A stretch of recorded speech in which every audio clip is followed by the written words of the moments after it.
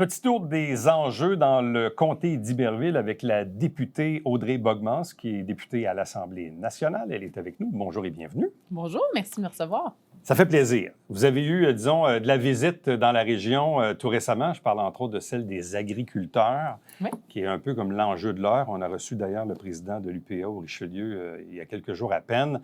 Et je sais que les manifestations se sont poursuivies aussi aux quatre coins du Québec. Évidemment, ça n'a rien à voir avec ce qui se passe en Europe, en termes de manifestations, si on veut.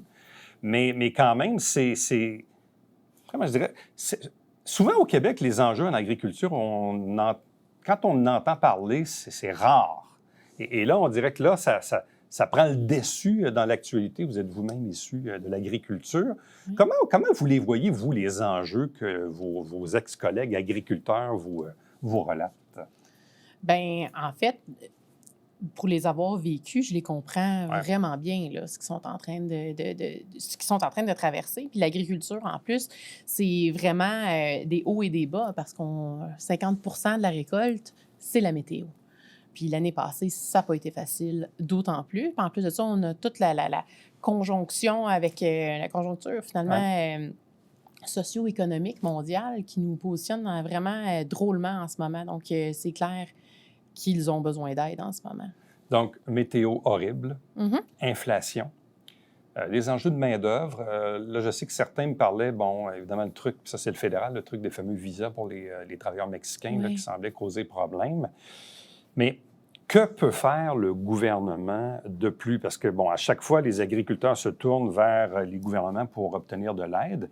Vous dites vous-même, ils ont besoin d'aide. Mhm. Maintenant, qu'est-ce qu'on peut faire? Qu'est-ce que le gouvernement peut faire pour les aider? Bien, en ce moment, ce qui est en train de se passer, c'est vraiment un travail avec les filières, finalement, de l'UPA et le cabinet de l'environnement et du MAPAC, donc de l'agriculture et des pêcheries, sont en train de regarder dans chacun des secteurs quel pourrait être l'allègement pour la bureaucratie qui pourrait être faite. Puis, il y a un omnibus en plus réglementaire de planifier pour l'automne 2024 avec M. Skeet à l'économie. Donc, on pourrait faire déjà des allègements dès l'automne 2024 là, au niveau de toute la lourdeur administrative. Bon, ça revient souvent. Le président de l'UPA nous le disait la semaine passée, puis il essayait de nous l'expliquer un peu. Vous-même, vous l'avez probablement déjà vécu. Oui. En quoi la bureaucratie est-elle aussi lourde pour un agriculteur, là? Bien, en fait, dans les dernières années, comment je pourrais... En fait, je pense qu'une belle façon de le voir, là, c'est que si on recule, mettons, dans les années 50, là, des fermiers de subsistance. Tout le Ouais. monde connaissait quelqu'un ou provenait d'un milieu agricole. Dans les années 70, c'est devenu des cultivateurs. C'est devenu des gens de talent qui cultivaient le début des entreprises. Mais maintenant, la majorité des producteurs agricoles sont des entrepreneurs à la tête d'entreprises. Ouais. Tu sais, soyons clairs. C'est la transformation de l'industrie. Exactement. Puis on a des bonnes parties des programmes qui sont nés dans les années 70. Là. Tout ce qui est assurance, la stabilité du revenu, la structure du MAPAC telle qu'on la connaît est née de l'époque des cultivateurs. Puis là, aujourd'hui, on a des propriétaires d'entreprises qu'il faut épauler. Puis on a mis plein de programmes sur la table pour les aider, mais c'est certain que si on parle à n'importe qui est en affaires en ce moment, à n'importe quelle même municipalité, on peut même aller jusqu'à ce parallèle-là, la lourdeur administrative est présente en gestion en ce moment. Puis nous, on s'est toujours commis à vouloir l'alléger. C'est pour ça que c'est une demande, je pense, juste qu'on étudie en ce moment là, pour faire notre maximum en ce sens-là. Bon, je le disais tantôt, évidemment, vous êtes issu de l'agriculture. Vous êtes dans un comté, évidemment, qui est très, très, très agricole. Donc, évidemment, ces enjeux-là, vous les connaissiez avant. Là arrive la manifestation. D'ailleurs, la coïncidence a voulu que la ministre Geneviève Guilbeault était dans le coin la journée qu'il y a eu la manif. Donc, sentez-vous que ça va faire son bout de chemin du côté du gouvernement, de vos collègues? Bien, définitivement. Puis c'est une préoccupation. Tu sais, en fait, la façon dont l'UPA est en train de s'organiser, Geneviève Guilbeault elle-même l'a souligné là, lorsqu'on a pris la parole à la manifestation, c'est la bonne façon de le faire. C'est ordonné, c'est calme, le message est clair. Tu sais, il y a des points de rencontre, je pense, qui sont essentiels, qui se passent en ce moment, puis on encourage ces démarches-là. Puis de notre côté, bien, comme vous l'avez dit, c'est partout au Québec. Donc, c'est certain que ce sont des sujets qui reviennent constamment là, quand on se rencontre, puis ça touche aussi plus d'un ministère. Là, c'est quand même transversal. Autre sujet, celui de l'enjeu de l'eau potable du côté de Saint-Georges de Clarenceville. C'est un enjeu de santé publique qui existe depuis plusieurs années. Il y a eu quelques offres dans le passé, mais bon, le maire qu'on avait reçu ici même à l'émission cet automne nous disait que malheureusement, c'était insuffisant. Est-ce qu'on a fait du chemin dans les dernières semaines et les derniers mois pour que la municipalité puisse obtenir ce qu'elle demande là, pour procéder? Oui, bien, définitivement. En fait, quand il est venu vous rencontrer, c'était le programme Primo. Ouais. Donc, on est allé au maximum de ce que ce programme-là pouvait donner. Puis, par la suite, on a continué de regarder quelles seraient les autres pistes de solutions. Il y en a quelques-unes sur la table. Puis, justement, on rencontre bientôt l'ensemble de la municipalité, bien, l'ensemble des dirigeants de la municipalité pour pouvoir en discuter puis avoir un projet qui leur ressemble. Mais ça voudrait dire aller chercher de l'aide financière dans d'autres programmes?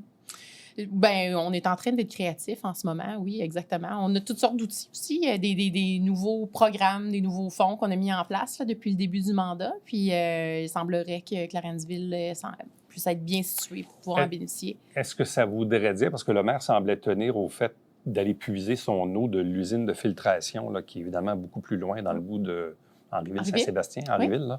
Est-ce que c'est pour vous toujours ça qui est la meilleure des solutions d'alimenter en eau potable Clarenceville à partir d'Henrieville?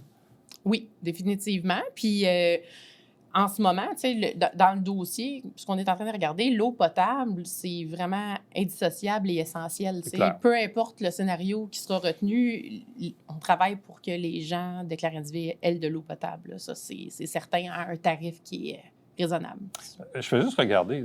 Nous, évidemment, il y a une portion de Saint-Jean qui a été privée d'eau cet automne avec le Gros-Brie. Mm-hmm. Ça a duré 2-3 jours, mais c'est là qu'on se rend compte comment c'est essentiel à tout, en fait. Là. Exactement. La cuisine, les salles de bain, les douches, les salles, la vaisselle, peu importe, le lavage. Oui. J'ose imaginer que ces gens-là là, qui ont des enjeux depuis des années, aller chercher des bouteilles d'eau pour être capable de faire ce qu'ils ont à faire, là, ça devient un peu compliqué. Là. Bien, en ce moment, ce que je peux dire, c'est que le projet d'aqueduc chemine très, très bien. Puis, mais c'est un projet structurant pour Clarenceville. Puis, il y a plusieurs pièces au-delà de l'aqueduc. Puis, c'est ce qu'on est en train de regarder pour faire quelque chose, justement, qui va bien positionner la municipalité pour l'avenir. Donc, c'est une bonne décision. Donc, c'est en voie de se régler.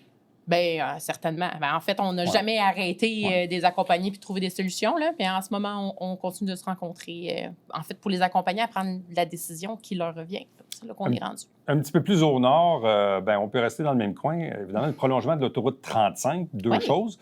Le petit bout qui reste d'ici jusqu'à la frontière, est-ce que vous avez des informations là-dessus? Je sais que les travaux sont en cours, mais est-ce qu'on a un échéancier de l'ouverture du tronçon manquant? Je ne la connais pas par cœur, malheureusement. Là, je pourrais vous revenir, par exemple, avec l'information. Là, mais parce qu'il reste en 11-12 kilos là, entre Saint-Sébastien et la frontière américaine. Ça progresse bien. Je sais qu'il y a certaines pièces qui sont en attente là, d'un fournisseur. Là, avec la chaîne d'approvisionnement, là, il y a eu quelques petits bémols, mais ça n'a pas empêché de faire les travaux de manière continue. Donc, ce n'est pas nécessairement ce qui va avoir un impact sur la livraison finale. Mais c'est en train de se faire. Oui, exactement. Bon, un petit peu plus haut, évidemment, il y avait l'enjeu du fameux échangeur à Saint-Alexandre.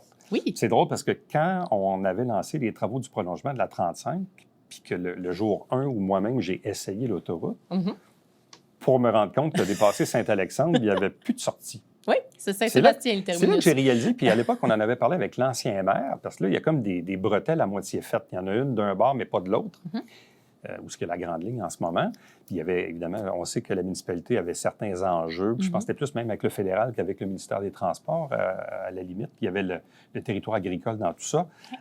Bref, là, le maire semble content. Donc, ça a fini par aboutir, ça, ce projet d'échangeur?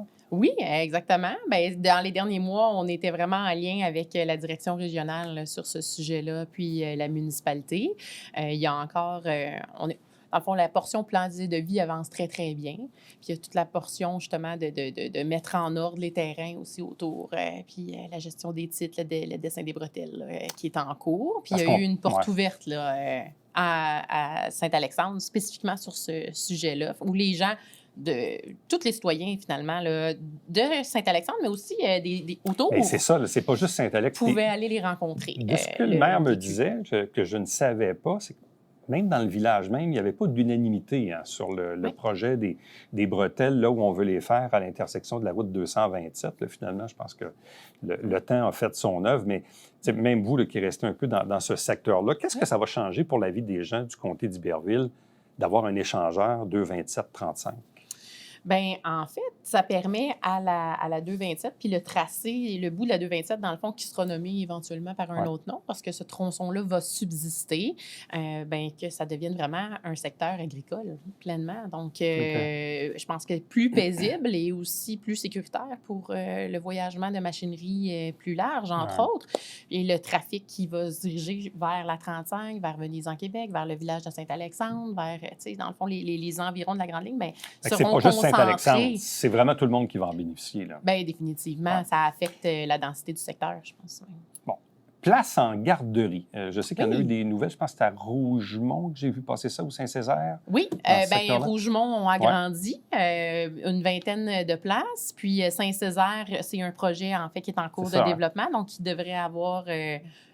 dans le fond, à court terme, on devrait avoir une centaine de nouvelles places ouvertes. Depuis le début de mon mandat, c'est 200 nouvelles places dans tout le comté d'Iberville qui ont ouvert, dont de nombreuses places poupons. Ça, on est très, très fiers, là, moins de 18 mois. C'est ce qui manque le plus actuellement au Québec, mais dans notre région également.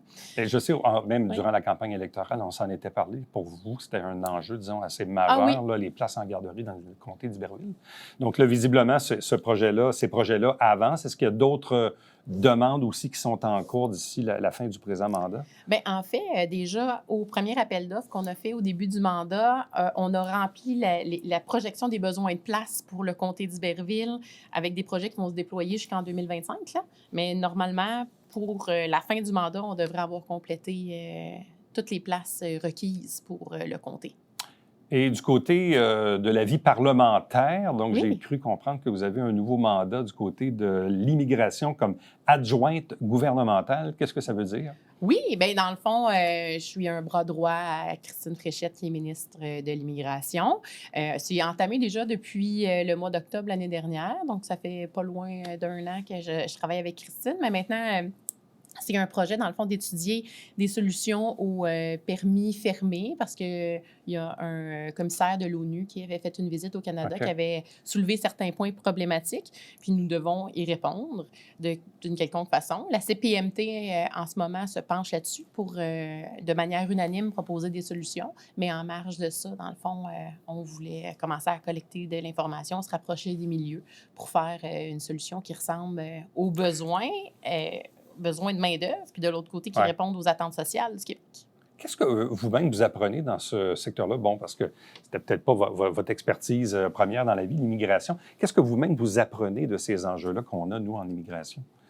Bien, c'est super important, je pense, pour définir où on va, parce qu'on sait que l'immigration, c'est généralement au niveau démographique, c'est la deuxième génération des gens qui arrivent ici qui ont un réel impact sur notre démographie. Donc, la façon dont on va être capable de bien les accompagner, capable de bien les intégrer par, oui, le marché du travail, mais au-delà de ça, dans la vie communautaire aussi, dans les amitiés qui se font, tout ce qui est non officiel est essentiel à mettre de l'avant et à déployer.